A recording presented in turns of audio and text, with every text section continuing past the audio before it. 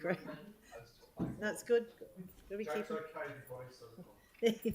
Right, so that brings us up to item 9 with the update on the Woolston Village Alcohol Ban and proposal for the continuation of the ban. And we've got Elizabeth and Paul. Welcome. Are you going to... Good morning, everyone. Elizabeth Wilson from the Strategic Policy Team, and I'm sure you all know Community Board Chair Paul McMahon. Very briefly introducing this item, and then I'll hand over to Paul. Last December, Council decided to put in place a 6-month temporary alcohol ban for Woolston Village in light of the difficulties the village was encountering. And asked staff to review the effectiveness of the ban, which we have now done, and the results of that are in the report before you. Strong support for the temporary ban and some feedback also in support of making that ban permanent.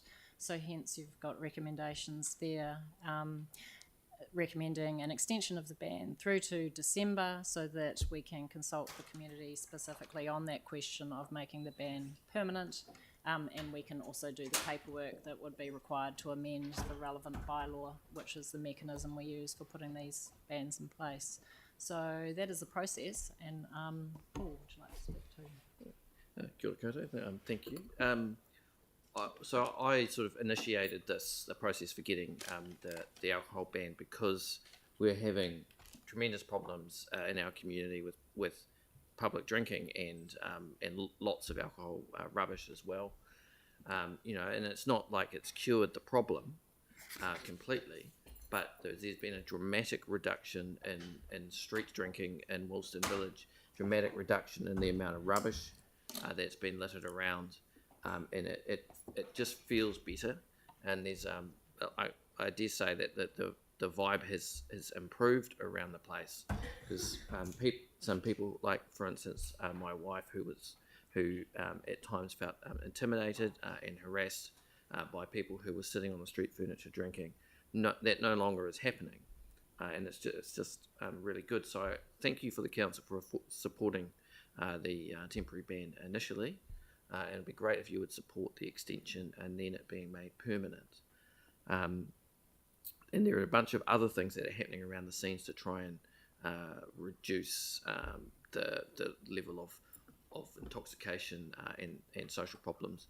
Community agencies, we had a great meeting, which I may have mentioned last time we were here, well, the community agencies are working well together to try and help people who are particularly vulnerable. So it's really good, and this is part of helping to make Woolston a great place to work and play and live. Well, thanks, Paul. Thank you. Just quickly, there'll probably be some questions, but with the implementation of this ban, has there been any need for interventions by police or anything, or have people just respected it from the start? So initially, the police take a gradual approach. They have an acronym, which I can't remember off the top of my head, that they use, but they start off by informing people and saying, look, and then they don't just come in and kick shins. Yeah. So they've only had one, I think it was one arrest, but quite a few warnings. But I was talking to one of the local bottle store owners, and is saying, look, it actually really helps their job, because when people walk out and open, which they don't encourage, they can say, look, there's a ban, you need to move on, go away. So yeah, the police are strongly supportive, and the local sergeant has really made sure that there's an increased presence around the village too. So. That's great. Any questions, anybody? Andre? Thank you. You may recall a number of months ago when I asked around the bench and tree outside the St John's Church. Mm. Has it led to more incidents there, or was I? No, it's covered by, because it covers both sides of St John Street. Yeah. So it's still covered. So and I haven't heard any observations from the MP's office that, as you know, looks straight out down that road. Yeah. So from their observation, there's been a dramatic reduction in the amount of drinking on that seat, and the one on the other side of the road too. Fantastic. Yeah. Thank you very much. Great. Kelly? Thanks, Paul. Totally support the extension of this ban. What's your view on extending it even further, like a citywide ban? Oh, a city-wide ban. I think the thing about this, because it's a bylaw, it has to be proportionate, and so there's no doubt that in places like Woolston, where there is an identifiable problem, that it is proportionate. But I think if you were to put it across the whole city, it would be harder to argue for, rather than identifying select areas. And I think we all know some of the areas that you could have bans in that would be clearly proportionate. I think you'd probably be better off going for that approach.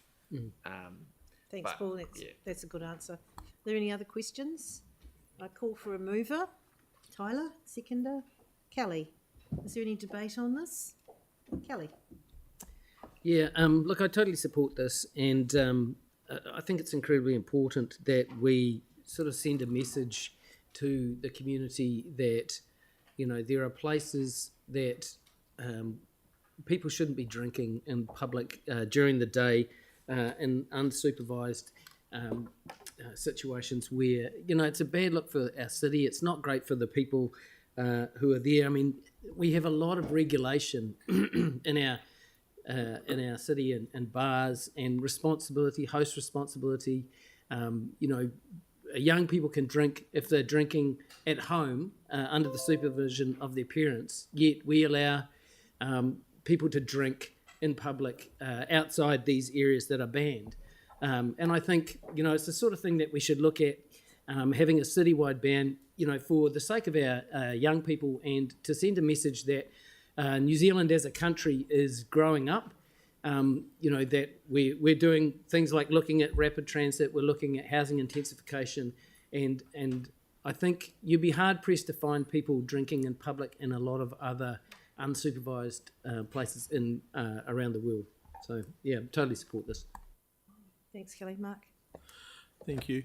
Yeah, I totally support this. I think putting as many tools in the toolbox for those that need to try and control this sort of antisocial behaviour is vital, and to empower the Woolston community with this for another period to get this through to a place where we can make it more permanent, I think it's a no-brainer. So let's give you the tools you need out there, and keen for, as we need to, look at this anywhere else in the city that when we may come across these sort of things to try and let people know that there are times and places for drinking in public. I think generally shouldn't be encouraged, and therefore if we can have these tools to help control it, then all the better.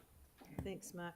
Well, I'd just like to congratulate you, Paul, and your Waitai board for A, identifying the issue, and B, being proactive to do something about it, and C, taking the community with you. You've engaged really deeply into that community, and you've gained support from the right people. I mean, I kind of thought maybe some of the bottle stores might have actually objected to this, but on the contrary, they've been supportive because it's helped their business. And I think just a case-by-case, softly approach to anything talking about citywide is to be taken carefully at this stage. But I think just do it, gradually, and the way you've done it is excellent. And I think you've had very good support from the staff as well to get this going. And I assume that you'll be taking on the consultation as well from this point. So it's a great partnership all round, and hard work is to be recognised, and a good result. So on that note, Tyler. Kia ora, Paul. Thank you. I just want to say that you've actually set the blueprint into what it should look like, into how we address our communities at its heart. And I really appreciate yourself and the community board and the council and those stakeholders that are working together to ensure a safer community for all. We're seeing issues all around the city in regards to these behaviours, and they are taking police resources. And as we all know, that we need police resources to go towards the more serious occasions. So if we're able to stop those in a heartbeat, like you have just done, I really appreciate the work that you've done. So in that, sorry, Pauline actually took that last speech, but thank you very much, and thanks to the council for taking this on board. Kia ora. Yeah, kia ora, well said. And with the support of the councillors, I will put... Oh, where? The little black box up there, there's a hand up in it apparently. Aaron, would you like to say something here? Sorry, Aaron. Yeah, thank you. Yep. No, it is weird being on Zoom. No, I don't enjoy it, but I've got a sick child at home, and it would be irresponsible to send them to school. But and not from alcohol either. That's the police sickness. I do support Kelly's position on an alcohol ban citywide. I think it's saying as a city we should be exploring a mature city. There is no real benefit to people publicly drinking. We have licensed premises. You can drink at home, knock yourself out. Well, not literally, but there's a lot of places you can enjoy alcohol and be social. But in streets and in parks is not one of those places, and it often goes bad. And for the people that are doing it, as well as the communities around them, and having some boundaries for these people to help steer their behaviour, I think is a good thing. So as we go forward as a mature city, I think looking into a citywide alcohol ban makes sense. It used to be the law in New Zealand. I'm not sure why it was taken away, and I'd love to see evidence of how much better off we've become by taking it away, because I'm sure that evidence doesn't exist. Thank you. Thank you, Aaron. Tyrone? Just very quickly. Look, thank you for all the work you've done. And I absolutely support this. But there are actually other models that work really well in the world. In Germany, right? They do it so well, right? And you can drink pretty much anywhere in Germany, and they have really, really good ways that they manage. How much are the flights to get there? But what I'm saying is, it's a horses for courses thing, and banning alcohol is not always the solution. There are actually better ways. There are different ways. There are different ways we can approach, and I just wanted to acknowledge that more than anything. That's all. Cheers. Yeah. I'm too scared now to. All right. On that note, I will put the motion. All those in favour say aye. Aye. Opposed? That's carried. Well done. Thank you so much. Good work.